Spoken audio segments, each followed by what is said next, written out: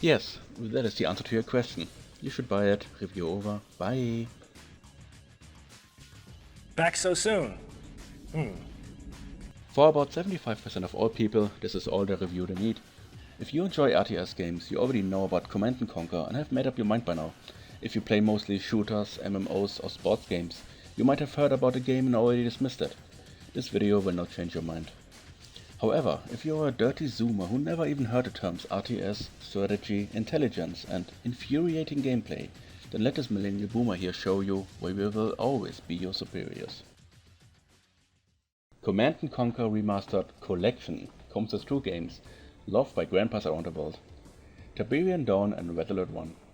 They both run on the same MS Paint engine and play largely the same, but one happens in the fictional universe of 1995, where Spain was outlawed and instead replaced with Tiberium, a parasitic plant crystal from outer space that makes getting rich and dead super easy. The other depicts accurately what happens when you disintegrate Austrians and put Germans in charge of stopping the Red Army. Commander, I wish I could say I had good news, but not all of our battles fared as well as yours. The Greek front is collapsing, and Germany is all but taken. Not much changed. Build up your base with your mobile wage slave factory, harvest Tiberium, harvest organs, and fend off the enemy until you're strong enough to use superior strategy. Tactics. I'm kidding. Just build as many tanks as you can and click on the enemy base. There is no attack move in these games, because that's a filthy zoomer technology and we don't take kindly to those. So you do have to tell your brain dead and often stuck soldiers to shoot back. You are rewarded for your efforts with a score screen at the end of each mission and a new, high production value cutscene. You can either play as the military arm of the fictional United Nations, GDI, or as the corporate entity NOD Limited, who want all the Tiberium for themselves to promote peace and stability in Africa. This is Nikumba. Silence him. You even get to choose the next country to liberate on a map, a decision that often makes a difference between an easy victory or refunding the game. In Red Alert, which was a prequel to the other game until it wasn't anymore, you get to play as either the Allies, who consist of Germans, Greeks, Britons and no one else, or as the Soviet Union, who consists of future dead people telling you what to do. Spain unfortunately still exists in this timeline, serving as the location for one of the most infuriating missions in the whole game. Your goal in that mission is to capture an allied chronosphere, a thoroughly useless teleportation device Stalin is obsessed with. Very exciting. However, the enemy will destroy it the moment you uncover it on the map if you haven't destroyed 3 radar stations hidden in bullshit locations. There is no possible way to know that if you haven't figured that out by trial and error or got insanely lucky. This is how we boomers grow our beards.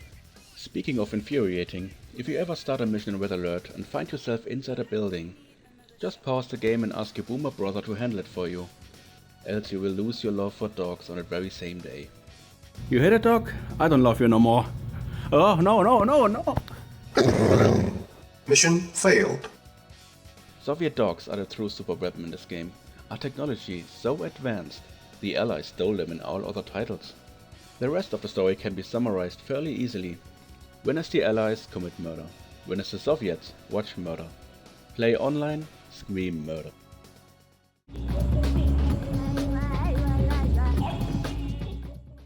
Great. The music is fantastic, composed by a former zoomer who thought adding random noises and B-movie soundbites to rock was a good idea.